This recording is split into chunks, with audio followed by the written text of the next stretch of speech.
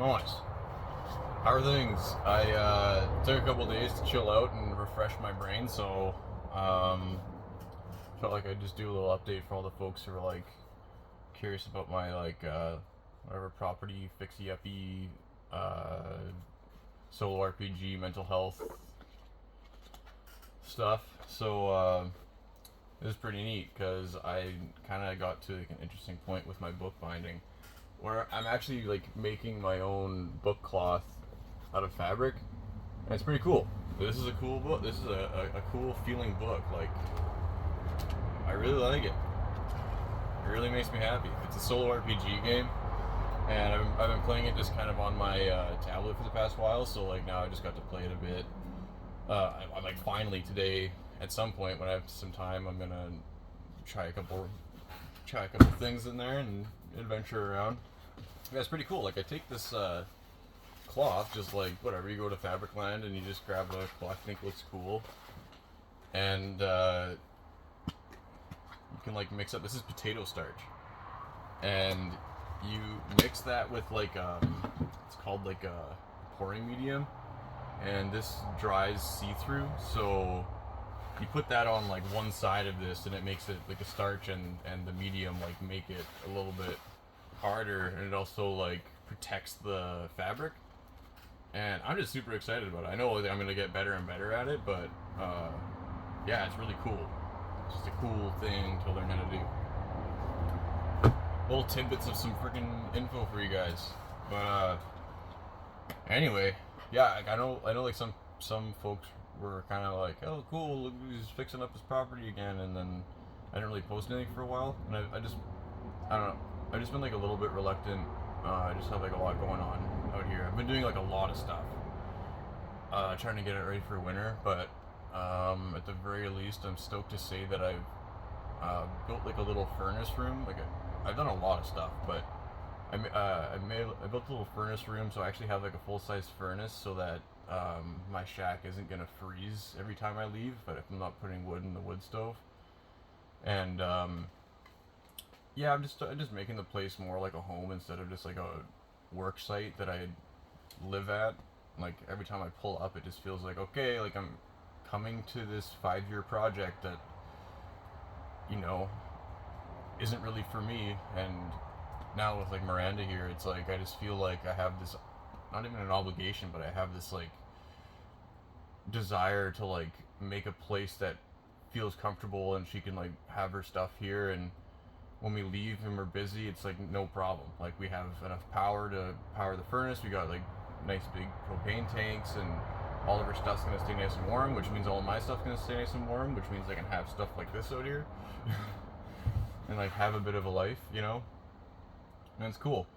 And yeah, in terms of like my mental health stuff, therapy's been interesting. Nothing too exciting yet, but I'm finally off of Cymbalta, and that was probably almost a year.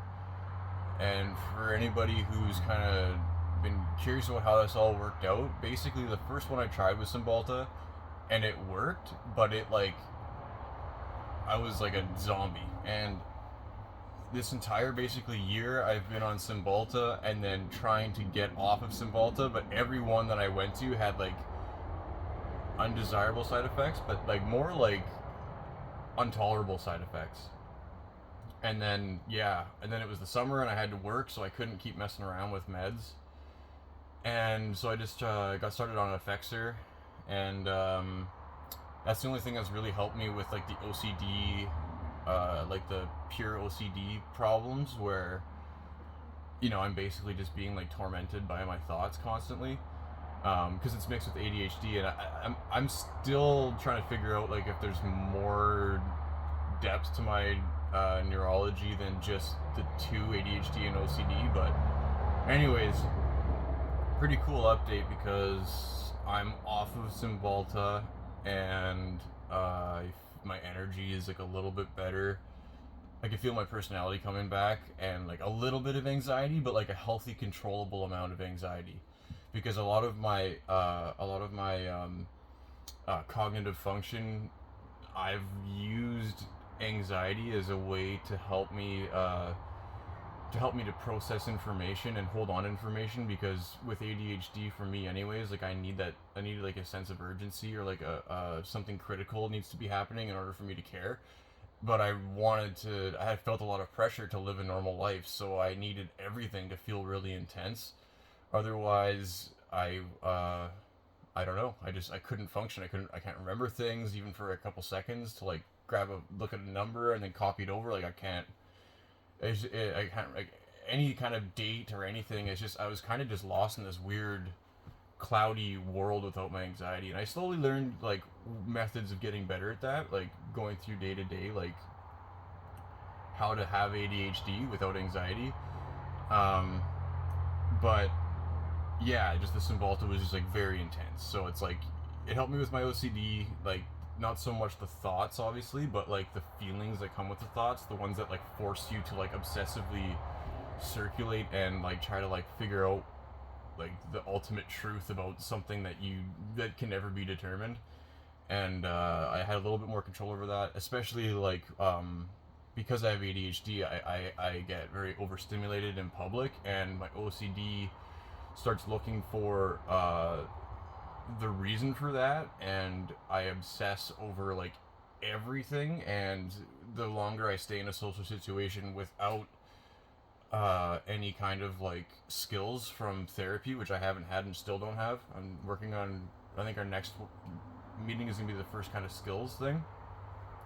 Then it's just like this progressive thing where it gets very close to almost feeling like for a lot of my life I felt like I always had like a mild schizophrenia or like some sort of psychosis because of how bad it gets when I'm overstimulated in a social situation, because I get very confused and I don't understand what's happening, and there's just so much body movement and my brain starts to like cling to things, and it gets to a point where it's like, wow, that doesn't, like I get home and I'm like, a lot of that didn't make any sense, but I didn't have any control over it, or I didn't understand how to control it. So for me personally, like a combination of meds and then the skills that I'm going to get from therapy, I think that's what's going to help me to like go out into public areas, and then while my anxiety is low before I get overstimulated, which happens quickly, but from what I'm learning is like your anxiety will go up and it will peak and it will feel awful even on meds. My social anxiety is crazy because of the combination of things, of just a lot of disorders that I have. But once biologically and like chemically in your brain, at a certain point you'll come back down to a lull, and when you're in that lull, what I'm learning is like that's when you start to like apply your skills, and then by doing that you either delay the peak going back up, which is painful. It's like it's going to happen, and but I've been dealing with it my whole life. It's nothing new. And either you delay that spike, or you bring it back down a little bit so it's not so intense, and then maybe it goes away quicker because you have a little bit more confidence, and you can like it's not like this unknown force that you're unaware of for me anymore. It's more like, okay, I have these things and this is going to happen to me, and I know that, and I'm not ashamed of it. It's like it is what it is. And yeah, so I guess now I'm at a point like today where I have some energy. I remember the last time I was on here, I watched the video back and I'm like, I'm happy. I was really burnt out, and that's a whole part of being neurodivergent too, is like, and trying different meds and all this different stuff is like, it's like a learning process. Like it's not like you get meds and then you are better. It's like you get meds and then you start uncovering so many different layers of things you didn't know existed because you had some sort of method, whether it's through like stimulating yourself through like a lot of people will like watch movies and play video games, and they're always listening to music, or like they're always like I'm always working, I always have a hobby, and as soon as I'm burnt out and I can't do my hobbies, it's very confusing, and like I get super messed up about it. And like for me it's like I can't have a normal job because like I need to have some control over my environment. And yeah, I just think it's like there's a lot of coping mechanisms that people have to deal with burnout, understimulation, overstimulation, all these things where your brain is having a hard time regulating what most people expect you to be able to do, and they don't really. A lot of people don't understand that you can't do them, and you don't understand why you can't do them, and but then it gets to a point where you're kind of like you inevitably develop a life that allows you to survive.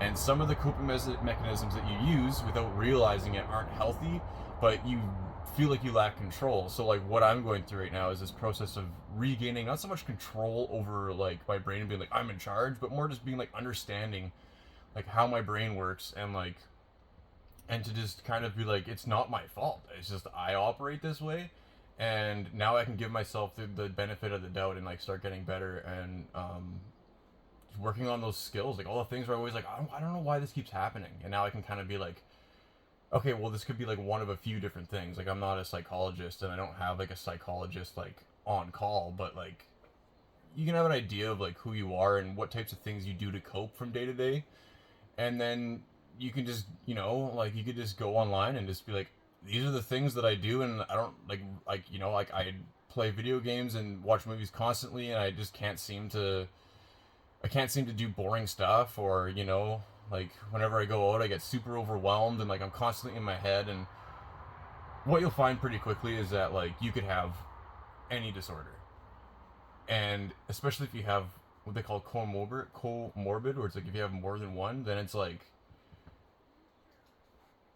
you basically just go talk to a psychologist, and like in my situation you have like 20 minutes with them, and then they're kind of like this is the best bet, and you're kind of like good enough because they've checked off enough boxes to say here's what you can do to get better. And whether or not I have ADHD and OCD, or if I have other things, or if like the two combined are like seem like they're those two things but it could be something else, all I know is that I'm gonna get like the symptoms that I like, the negative symptoms that I like I'm dealing with, like I'm getting to understand them, and I'm getting help and medicine that is being like it's being gauged with how much better those symptoms get. And then whatever happens after that is like I don't know, a lot of people like don't even find the right meds for like 10 years, so like I'm feeling grateful that like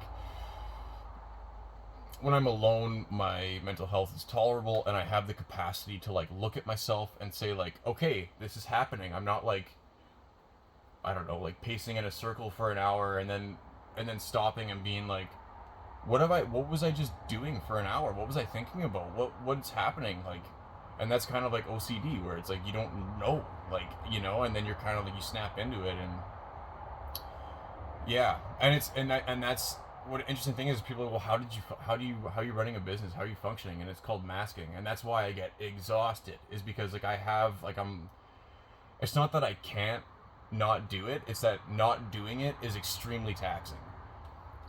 I have to process like 500,000 more things just to seem, or just to function, than people who don't have the same issues that I have.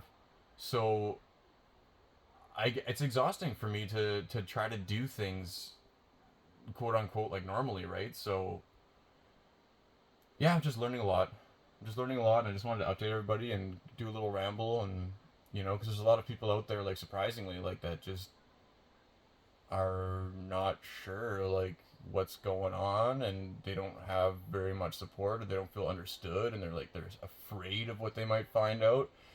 But man, at the end of the day, it's like you're born, you have this amazing potential to do something, and the longer that you delay like figuring out how to maximize your you-ness, it's just like it's just kind of like that inevitable thing where like you could be on your deathbed and be like I don't know, I never figured it out and I kind of regret it. Or you can be kind of like it was hard, it was weird, I didn't think I was going to figure it out, I don't know. And then at some point it's kind of like some things worked out. I started doing something that I wouldn't have done if I just kept telling myself I had to be more normal, and didn't understand why, and just slugged through life drinking a shitload of beer and playing video games and being completely burnt out and just thinking I'm not good enough. It's like that's not the case, man. you know like if you're a high functioning person, a high functioning neurodivergent person, like you can do interesting things, and it's up to you to determine what those things are, where your brain leads you. And it's hard right now with how the world is to support yourself, to do the things that are going to allow you to live a full life if your brain is deficient, or is hyperactive, hypervigilant, or you're dissociated, and it's really hard for you to like just do normal stuff and understand what's happening socially. It's like, it's exhausting. But the more you learn and start being yourself, the more you find people exactly like you who understand. And the more you start opening up and talking about it, the more you learn about yourself and other people, and you start to realize, like, it's actually not that big of a deal. You just gotta find the right circles of people. Like, the people that I work with are all people that, like, we understand each other. And the places that I like to go, which is mostly my garage by myself, but like, I try to just always, I just create the world I want. And now I'm at the point where I'm starting to learn skills to expand out of that. Because, when I was younger, I tried to force myself to be normal, and it fucked me up. And now I'm learning to be normal for the sake of expanding on my meanness instead of trying to be the other. Alright, here's my TED Talk. And my update. I've been doing a lot of stuff, and I was a little bit burnt out, but it's gonna be like a really comfortable winter. I'm really happy, and I hope everybody else out there just, you have a good day. And when you start to feel a little bit confused about yourself or down or whatever, just remember, like, there's so many things that you could do. Like, you're gonna hop into a rocket, and it may not feel like it, but when you look back, you're gonna be like, wow, I had no idea. And it's like anything, it's a skill. Being yourself is a skill, and the more wackadoodle-doo you are, the more skillful you'll become, without whether you like it or not. Alright, kick those negative coping mechanisms to the curb, and live the life you were meant to live. Or not. Alright, bye.